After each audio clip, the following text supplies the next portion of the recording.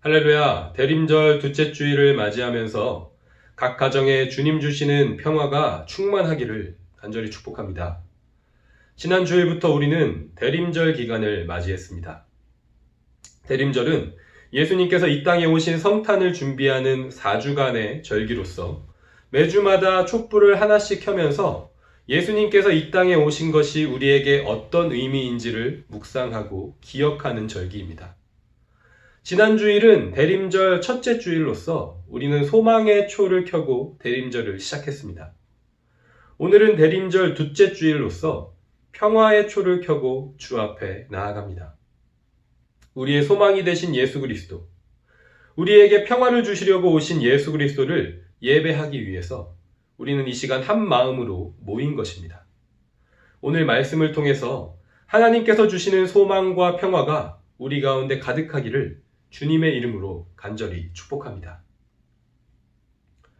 이 세상의 모든 사람은 더 밝은 내일, 더 나은 미래, 행복한 인생을 원합니다. 또한 모든 사람은 다툼과 전쟁이 없는 평화로운 세상을 꿈꿉니다.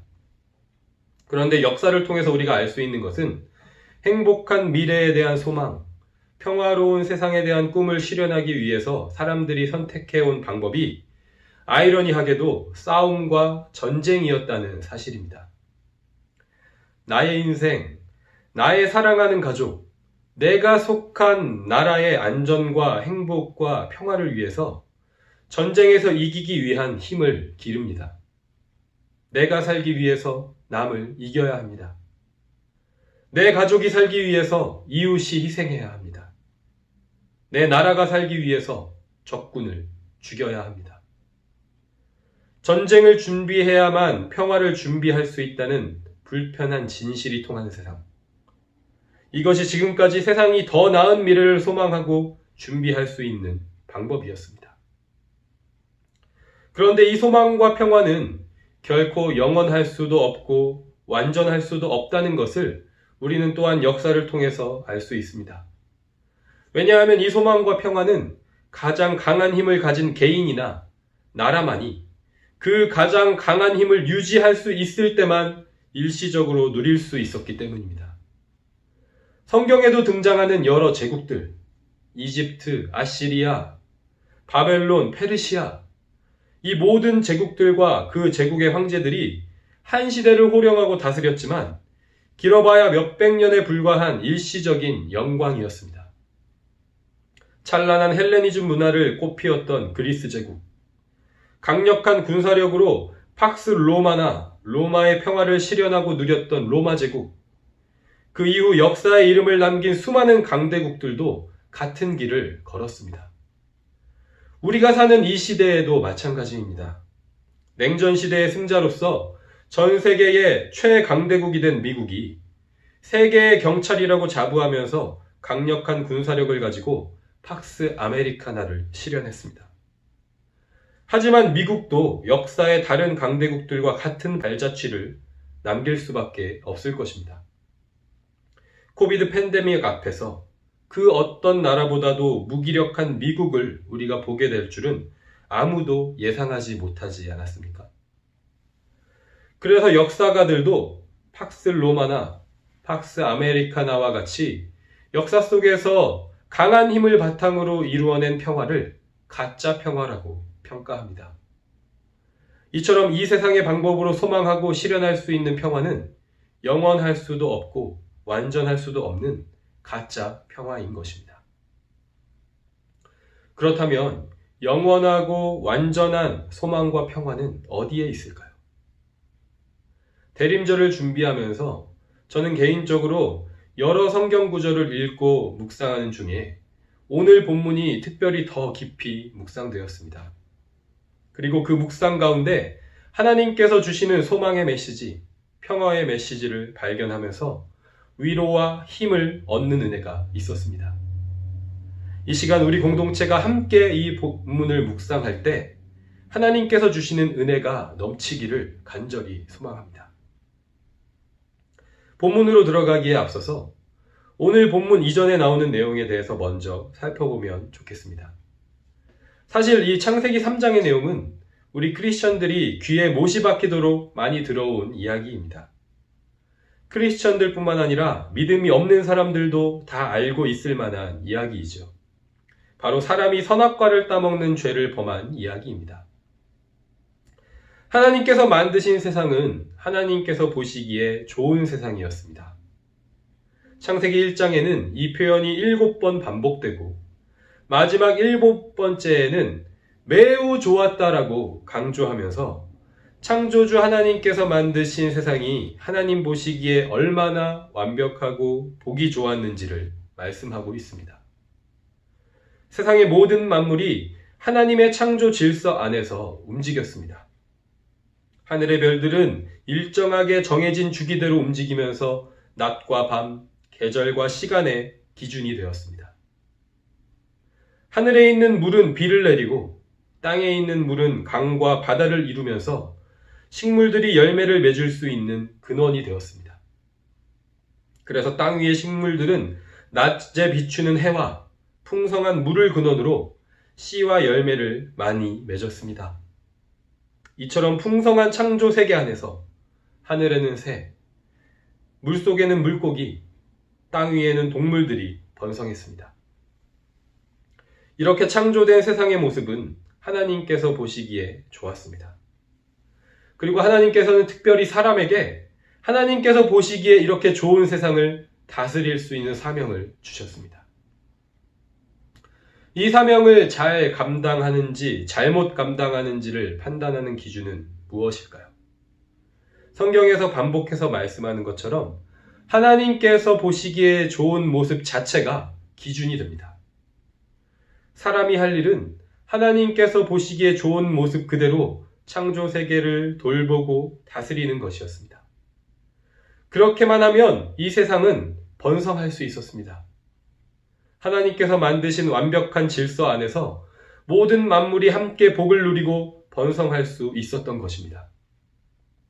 하나님께서 보시기에 좋은 것을 기준으로 삼는 것이 하나님께서 주신 사명을 잘 감당하는 일의 전부였던 것입니다.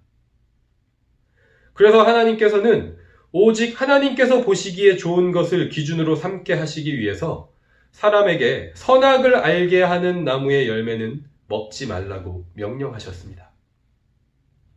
하나님께서 보시기에 좋은 것과 선악을 알게 하는 나무가 무슨 상관이 있을까요? 한글 번역에서 좋다는 한국어와 선이라는 한자의 발음이 달라서 서로 관련이 없는 것처럼 느껴지고 지나칠 수 있지만 사실 히브리 원어로 볼 때 그리고 영어 번역으로 볼 때도 두 표현은 굿이라는 같은 뜻을 가지고 있다는 것을 우리는 쉽게 알 수 있습니다. 여기서 우리는 선악을 알게 하는 나무 열매를 먹는 것이 왜 죄인지를 명확하게 이해할 수 있습니다. 그것은 바로 그 열매를 먹는 것은 더 이상 하나님께서 보시기에 좋은 것을 기준으로 삼지 않고 사람이 보기에 좋은 것을 기준으로 삼게 되기 때문입니다. 좋은 것과 나쁜 것은 하나님께서만 판단하실 수 있는 것인데 사람이 자기 스스로 자기 마음대로 좋은 것과 나쁜 것을 판단하게 되는 것입니다. 하나님께서 보시기에 좋은 모습으로 창조된 세상, 하나님께서 주인이신 세상을 내가 보기에 좋은 대로 내가 주인이 되어서 다스리는 것이 되는 것입니다. 이 죄의 결과는 무엇입니까? 그것은 바로 하나님께서 이미 말씀하셨던 대로 죽음이었습니다. 하나님께서 보시기에 좋고 완벽한 에덴 동산에서 생명나무의 열매를 먹으며 영원한 생명을 누릴 수 있었던 사람이 이제 그곳에서 쫓겨나 영원히 살 수 없는 존재, 반드시 죽을 수밖에 없는 존재가 되고 말았습니다. 그리고 하나님께서는 이 죄를 범하는 일에 개입한 각각의 대상들, 뱀과 여자와 남자에게 심판과 처벌의 말씀을 하십니다. 오늘 본문인 창세기 3장 20절과 21절은 하나님의 이 심판과 처벌의 말씀 직후에 이어지는 말씀인 것입니다. 비록 심판과 처벌의 말씀이었지만 아담은 하나님의 말씀을 귀 기울여서 잘 들었습니다. 그리고 그 말씀을 듣고 어떻게 반응했는지, 그리고 그 말씀을 통해서 하나님께서 아담에게 어떤 은혜를 주셨는지가 오늘 본문에 기록되어 있습니다. 우리도 이 말씀을 통해서 하나님의 말씀에 귀 기울일 때 하나님께서 우리에게 주시는 두 가지 은혜를 함께 나누면 좋겠습니다. 첫 번째로 하나님의 말씀에 귀 기울일 때 우리는 소망을 발견합니다.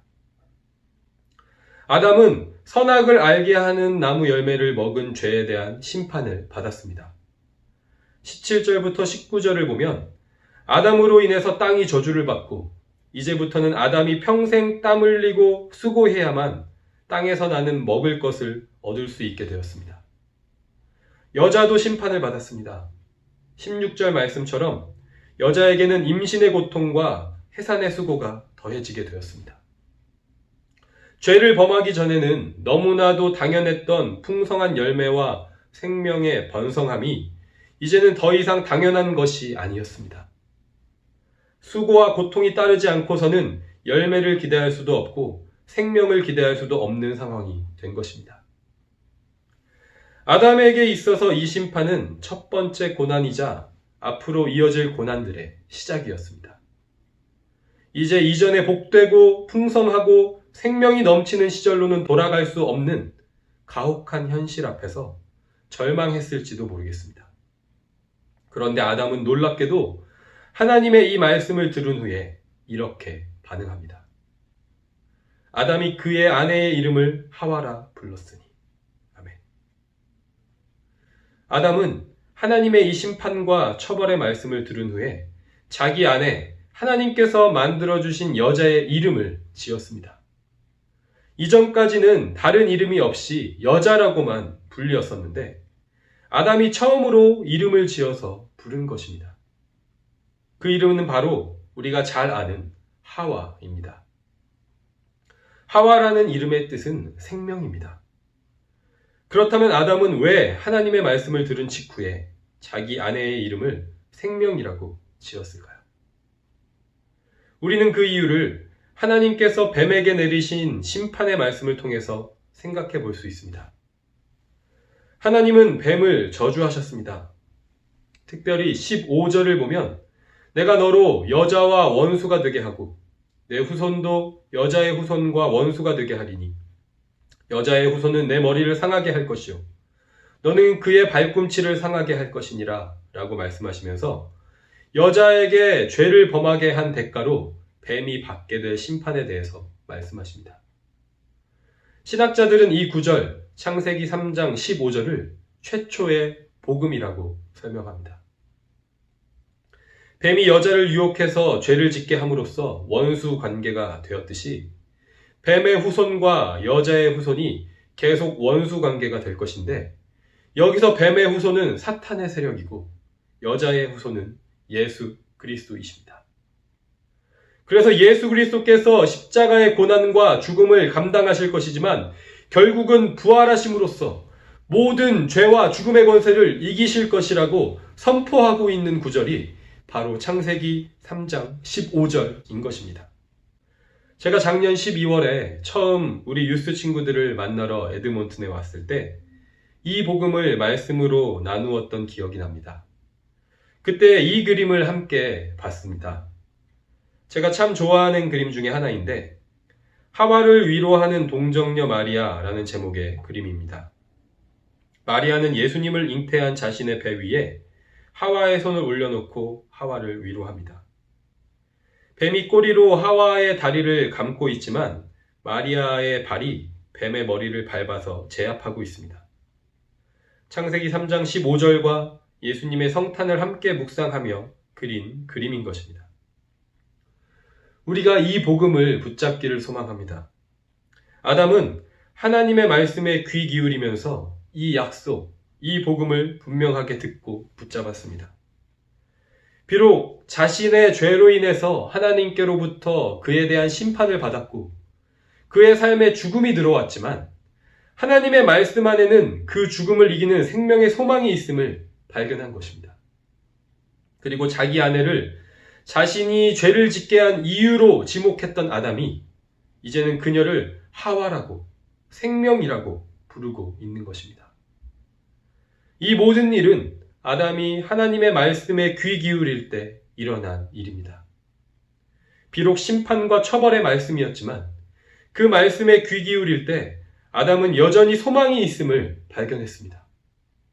죽음의 심판 뒤에 영원한 생명의 약속이 있음을 깨달았던 것입니다.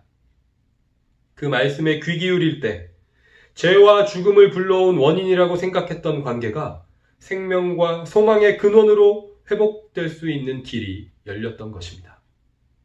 이러한 은혜가 우리에게도 있기를 간절히 소망합니다. 두 번째로, 하나님의 말씀에 귀 기울일 때 우리는 평화를 누립니다. 죄는 평화를 깨뜨립니다. 먼저는 하나님과 사람 사이의 평화를 깨뜨립니다.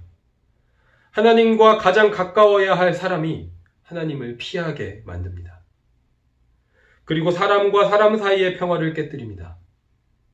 사랑해야 할 사람을 사랑하지 못하게 하고 미워하게 합니다.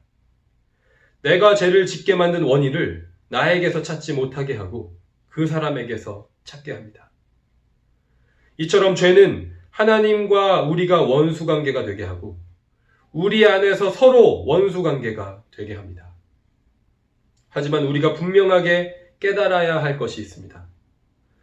우리의 원수는 하나님도 아니시고 우리 서로도 아니라는 것입니다. 우리의 원수는 오직 뱀입니다. 뱀의 후손입니다. 사탄의 세력, 죄와 사망의 권세들입니다. 우리의 원수가 누구인지 분명히 알 때 우리는 다시 평화를 누릴 수 있습니다. 아담은 하나님의 말씀에 귀 기울임을 통해서 이것을 깨달았던 것입니다. 그 말씀을 듣기 전에는 자기 아내가 원수라고 생각했습니다. 자기가 죄를 짓게 만든 원인이라고 생각했습니다. 하지만 하나님의 말씀에 귀 기울인 후에 원수는 따로 있다는 것을 분명히 깨달았습니다. 그래서 아내를 더 이상 원수로 규정하지 않고 생명이라고 불렀습니다. 두 사람의 관계 가운데에서 다시 평화를 누리길 소망하면서 이렇게 고백했던 것입니다. 하지만 두 사람 사이의 평화만으로는 완전하지 않았습니다. 완전한 평화를 위해서는 하나님의 역사가 필요합니다. 그래서 21절은 우리에게 이렇게 말씀합니다. 여호와 하나님이 아담과 그의 아내를 위하여 가죽옷을 지어 입히시니라. 아멘. 이전에 아담과 하와는 자신들의 죄의 부끄러움을 가리기 위해서 무화과 나무 잎으로 옷을 만들어서 입었습니다. 자신들 스스로의 방법으로 죄의 문제를 해결해 보려고 했던 것입니다. 하지만 그 방법으로는 그들의 죄의 문제를 해결할 수 없었습니다. 우리와 하나님 사이의 평화를 깨뜨린 죄의 문제는 오직 하나님만이 해결하실 수 있기 때문이었습니다. 그래서 하나님은 무화과 나무 잎으로 만든 옷 대신 가죽옷을 만들어서 입혀주셨습니다. 가죽옷이 의미하는 것은 죽음입니다. 어떤 동물의 가죽인지는 알 수 없지만 분명한 것은 그 가죽옷을 만들기 위해서는 반드시 그 동물의 죽음이 있었다는 것입니다. 하나님은 아담과 하와에게 가죽옷을 입혀주심으로써 죄의 문제를 해결하기 위해서는 반드시 죽음의 대가가 따른다는 것을 알려주신 것입니다. 죄의 문제를 해결하고 다시 하나님과 평화를 누리기 위해서는 누군가가 반드시 죽음으로 죄의 값을 치러야 한다는 것을 말씀하신 것입니다. 이 죄의 값을 치르시기 위해서 이 땅에 오신 분이 누구십니까? 그렇습니다. 바로 예수 그리스도이십니다. 우리의 원수, 죄와 사망의 권세를 이기시고 우리에게 완전한 평화를 주시기 위해서 하나님과의 평화, 사람과의 평화를 주시기 위해서 이 땅에 오신 분이 예수 그리스도이십니다. 하나님의 말씀에 귀 기울임으로 반응한 아담에게 하나님께서는 이 완전한 평화의 약속을 주신 것입니다. 이 평화의 약속을 오늘 하나님의 말씀에 귀 기울이는 저와 여러분에게도 주신 줄 믿습니다.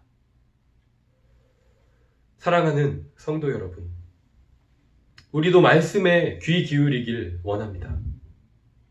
때로는 앞이 캄캄하고 절망스러운 상황 가운데, 특별히 요즘과 같은 코로나 상황 속에서 소망이 없는 것 같은, 사방이 막힌 것 같은 때가 있습니다. 하지만 오늘 말씀을 통해서 우리가 깨닫는 것은 그 가운데에도 우리가 할 수 있는 일은 하나님의 말씀에 귀 기울이는 일이라는 것입니다. 죄와 죽음에 사로잡힌 절망의 순간에 아담은 하나님의 말씀에 귀 기울였습니다. 하나님과의 관계가 깨지고 사랑하는 이와의 관계가 깨진 순간에 하나님의 말씀에 귀 기울였습니다. 그 말씀은 분명 자신의 죄로 인한 심판과 처벌의 말씀이었습니다. 하지만 그것이 끝은 아니었습니다. 그 말씀에는 생명의 소망이 있었고 평화의 약속이 있었습니다. 우리의 원수가 누구인지 분명하게 깨닫게 하시고 그 원수를 이기시기 위해 오실 분이 계시다는 말씀이 있었습니다. 절망의 순간에 있습니까? 모든 관계가 끊어진 것 같은 상황에 있습니까? 그때도 여전히 말씀에 귀 기울이는 우리들이 되기를 원합니다. 그 말씀에 귀 기울임으로 모든 상황 가운데서도 우리의 유일한 소망이 되시는 예수 그리스도를 붙잡는 저와 여러분이 되기를 원합니다. 우리에게 참된 평화를 주시려고 이 땅에 오신 예수 그리스도를 기다리고 소망하는 대림절 기간이 되길 간절히 축복합니다. 말씀에 귀 기울일 때 주시는 소망과 평화가 우리 에드몬튼 한인장로교회 믿음의 공동체 가운데 흘러 넘치는 은혜가 있기를 간절히 소망합니다. 마지막으로 예레미야 29장 11절을 함께 읽고 말씀을 마치도록 하겠습니다. 이 말씀의 약속을 굳게 붙잡고 하나님의 말씀에 귀 기울이며 2020년의 마지막 12월 달에 이 하루하루를 살아가는 저와 여러분이 되기를 소망합니다. 함께 읽겠습니다. 여호와의 말씀이니라. 너희를 향한 나의 생각을 내가 아나니 평안이요 재앙이 아니니라. 너희에게 미래와 희망을 주는 것이니라. 아멘.